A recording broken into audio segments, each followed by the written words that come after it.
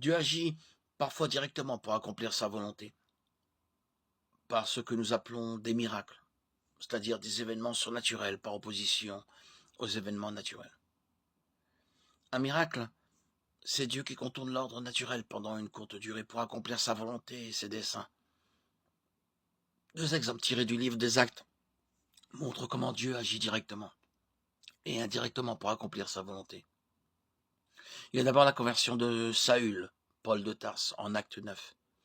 Sa vie a été définitivement transformée par une lumière aveuglante et une voix qu'il était le seul à entendre, Dieu, qui voulait utiliser Paul pour accomplir ses desseins, employer des moyens directs pour sa conversion.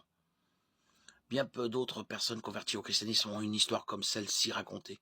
La plupart d'entre nous sommes venus à Christ en entendant une prédication, en lisant un livre ou par le témoignage persistant d'un ami ou d'un membre de notre famille. De plus, il y a généralement des circonstances de nos vies comme la perte d'un emploi ou d'un membre de notre famille, un échec conjugal ou une addiction qui ouvrent la voie à notre conversion. Celle de Paul fut directe et surnaturelle.